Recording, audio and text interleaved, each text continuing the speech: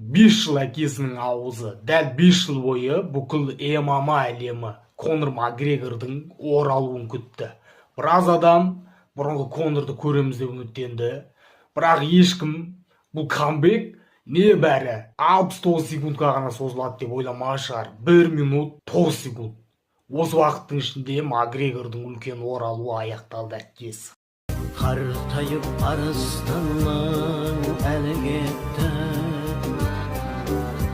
Ассалаумағалейкум бауырлар, каналыма қош келдіңдер. Осы видеода Конор Макгрегордың оралуы жайлы, одан кейін Шавкат Рахмонов бауырымыз бен Ислам Махачев жайлы айтатын боламыз. Одан кейін Қуат Хамитов жайлы айтатын боламыз. Мына Конор бар ғой, жекпе-жекке жарақатпен шықты ма, соны да айтатын боламыз. Қысқасы қызық видео болады. До конца көріп тастайық. Бастайық кез. Енді Конор жеңеді деп ойлаған жоқ мен өз басым, бірақ мына жекпе-жек былай аяқталады деп күтпедім. Жекпе-жекке келетін болсақ, айтатын ештеңесі жоқ. Қызықсыз болды да. Бұл жекпе-жек таңертең болды да, енді таңға жақын. Мен ұйықтап қалыппын мынаны көрем деп. Көре алмай қалдым тікелей эфирде. Және соған қуанып отырмын да. Тым қызықсыз болды. Мына жекпе-жекті көргенше ұйықтап қалғаныма қуанып отырмын, өзіме риза болып отырмын әкесі. Енді кейбіреулер айтып отыр, Конор дейді, жекпе-жекке жарақатпен шықты. Бұл ақша үшін, ақшаны алу үшін жарақатпен шықты деп атқандар бар. Бірақ мен оған келіспеймін ол. Мына жекпе-жек алдында Конордың денесін қыздырып атқан, дайындалып атқан видеосы тұр да. Адам көрініп тұр, сап-сау екен. Одан кейін жаңағы Максты тепті ғой. Соны бұлар арнайы дайындап келген екен. Жекпе-жектің алдында да жаңағы дене қыздырып атқанда. Тура осы оқыны қайталап дайындап отыр да. Өзінше ойлаған ғой, Максты күтпеген жерден теуіп кетеміз деп, құлап кетеміз деп. Мына Масвидан не бір жекпе-жектер бар ғой UFC-де. Басыла сала бітіп кеткен тез жекпе-жектер. Сондай бір күтпеген бірдеңе жасап кетеміз деп ойлады ғой енді. Жаңағы соққыларын дайындап атқанына қарағанда. Жаңағы соққы тигенде не болатын еді да. Жекпе-жек басталады, Конор жүгіріп барып ана бір теуіп жақтан Макс құлап қалса. Мана шулайтын еді ғой елдің бәрі. Енді бұл жерде Конор қою керек қоя жекпе-жекті.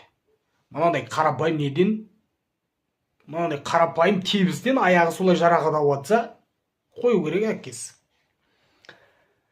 Солай болды. Жаңағы жекпе-жекке жарақатпен шыққан дегенге енді сене қоймаймын. Енді кішігірім жарақат болады. Бұл ММА болғаннан кейін сау ешкім болмайды бұл спортта. Өте сондай жарақат жиі алатын спорт. Бірақ бұл жекпе-жекте дәл сол аяғының жарақатымен шықты дегенге енді сене қоймаймын. Көріп тұр ғой видеодан. Тепкен, жерге түскен кезде аяғы айырылып қалған болып тұр ғой. Енді қалай болады екен енді? Макс айтып жатыр, үшінші жекпе-жек керек деп.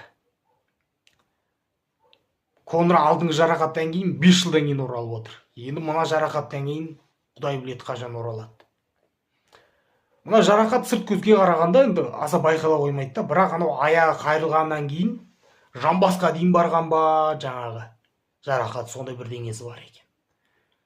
Ауырлау жарақатты енді. Көреміз. Конор демекші, Конордың отандасы Енгери, Ислам Махачевпен дуылыс келіп жатыр. Енгериді білесіздер, біздің Шавкатпен дуылескен болатын. Шавкатты жарақаттаған бұл. Шавкаттың UFC-дегі ең ауыр жекпе-жегі. Шавкат жеңді, бірақ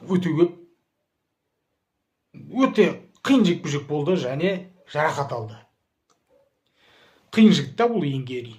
Енді мына Ислам Махачевпен дуылыс келіп жатыр екен. Ислам мұнан жеңетін болса, сөз жоқ Исламға. Мына Ислам мен Махачевті деген жатыр ғой. Ислам мен Шавкатты білесіздер, жиі салыстырады.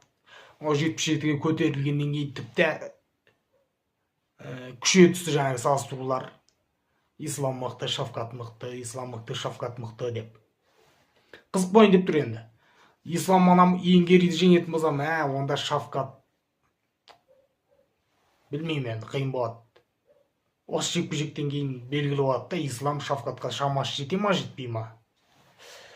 Ислам жеңе ма деп отырмын, мен бірдеңе деуге қорқып отырмын. Бұның алдында Ислам Адаленамен дуылесті ғой, 77-дің чемпионымен. Сол кезде мен ойлағам, мына 77-лер бұлар исламнан дәу деп. Басқа салмақ қой енді. Анау босқа чемпион болып жүрмеген шығар, исламнан дәу. Күрес онша болмаса да енді дәу болғаннан кейін физикасына сүйеніп, ислам күресіне төтеп беріп, исламды ұрып тастауы мүмкін деп ойлаған болатын. Бірақ ислам жынды екені ананы ұрып тастады. Содан кейін мен болжам жасауға қорқамын да мына жекпе-жектерге. Болжам жасай алмаймын мен әкес. Енгериді алып қойды ма ислам. Мына Мадалина мен жекпе-жегі болмағанда ислам Енгериді алады деп айта алмайтын едім. Енгери исламды жеңіп тастайды. Қысқасы білмеймін, не айтарым білмеймін. Көреміз енді. Бірақ исламда шанс бар сияқты. Күресі бәрібір мықты сияқты исламның. Бірақ десе де, мына Енгери дәу да исламнан. Бұның алдындағы Мадалина бар ғой чемпион. Анау 77-те туылыскенмен исламнан аса дәу емес екен анау. Бой дәу емес екен да, исламнан ары кетсе 1-2 сантиметр ғана ұзын екен. Мен ойлағам алдында. Бұлар исламнан дәу от деп. Сөйтсем, исламмен бірдей бойы. Ешқандай артықшылығы жоқ та, жаңа физика жағынан. Ал мына Енгери болса, дәу бұл. Бойлары бір 90 бар ау. Көреміз енді қалай болады.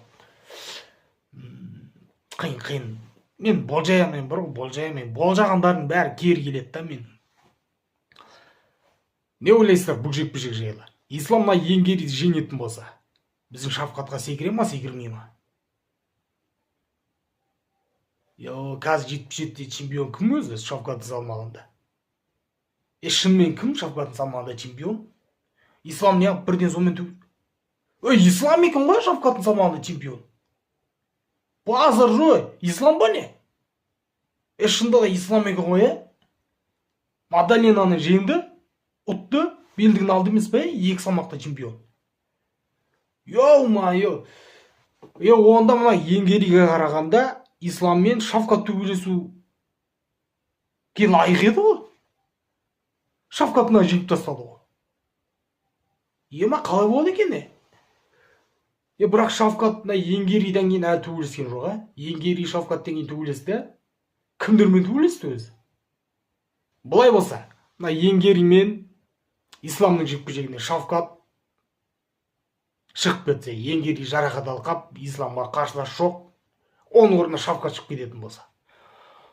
Шавкат исламды жеңе ала ма? Жеңе ала ма деп отырған, Шавкатты білесіңдер, қазір жарақаты бар, емделіп жатыр да. Бірақ оған дейін Шавкат не салы қалпына келе ме екен? Қысқасы қызық болып жатыр, өте әдемі болып жатыр, көреміз. Ислам жеңе ма ана Енгериді? Мен ойымша жеңіп қояды. Қиын маған болжам жасау, білмеймін, айта алмаймын. Жеңіп қояды деп айтайын десем, Енгери дәу. Одан кейін бұл екеуі келеді жаңа күресіп алысып жатуға. Өйткені Шавкатпен төбелескенде көрдіңдер ғой. Шавкат күресіп мұнамен біраз алысып қалды да. Білмеймін, не айтарым, білмеймін. Қысқасы қызық бойын деп жатыр.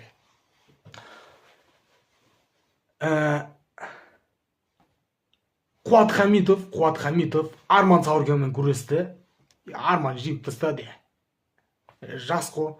Қуатты білесіңдер, бұл жігіттің базасы не ғой? Грек та бұл. Мына жақта еркін күрестің несімен күресті. Арман да еркін күрестен шыққан. Алып тастады. Плюсің бәрі Арман жақта болды ғой. Жас, күресу стилде болсы. Қысқасы плюсің бәрі Арманда болды енді. Жеңді сол. Арман айтып қой, жекпе-жек деген Қуатқа.